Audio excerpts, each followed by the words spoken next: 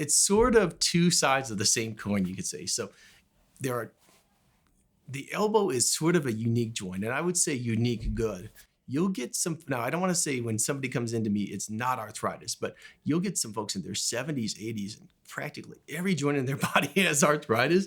The elbow is fairly immune. It's a very congruous joint with a lot less play or micro instability. So it tends to wear down a little bit less than the wrist, the shoulder, and a lot of the joints you walk on constantly, like the knees, ankles, hips.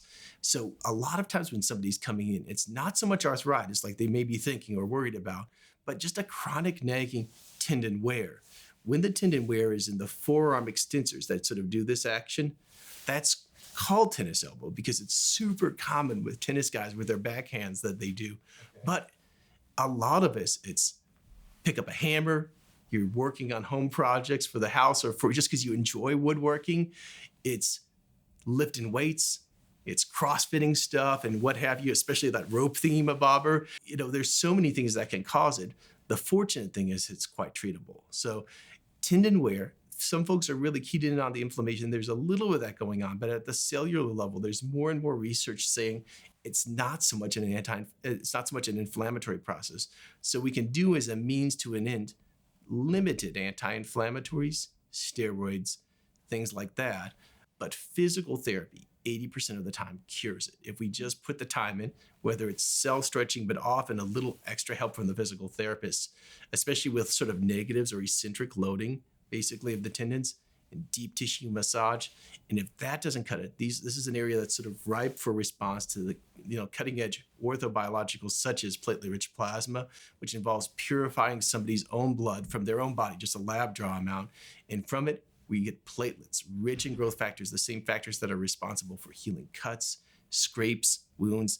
They actually have a role for surgery, recovery, and internal bleeding in the body, healing broken bones when a bone breaks.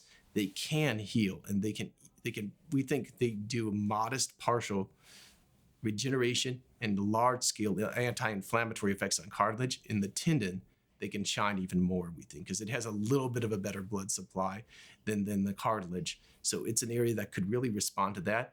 And if all else fails, 80% of the folks who need surgery do well with the surgery. But it's one of those things I love to treat because it's nagging, it's difficult, but it often has a good endpoint where somebody's eventually going to be happy, thank heavens. But there's things to watch for because there's a lot of things like a pinched nerve from the neck where if it's getting a little numb here, it's probably not the tennis elbow. Other stuff. The golfer's elbow is the other side of the equation where instead of the extensor tendons, it's the flexor pronators that attach on the other side. And while it's a little less common than the tennis elbow, it's treated basically the same way with the same good outcomes. It is actually quite common in golfers, but just a different zone, different side of the coin, if you will. Yeah. Well, I guess it conceivably could happen, and maybe it's just hurting them. If they really physically are stuck, that's one of the things I'll look for, though. It's probably not tennis elbow, because that then suggests something deeper affecting the physical play and motion of the actual elbow joint. So that could be a bit of arthritis or an old injury that's been undiagnosed. So that could be a sign of something else. Also, like an effusion, something subtle seen on either x-ray with something called a fat pad sign, really subtle, like dark area where nothing's broke overtly, but you see some swelling behind the bones. That could be a sign of something more ominous. Or at the end of the day, it just may be an aggravated joint. But if they're not straightening it, that actually may be a sign of something else.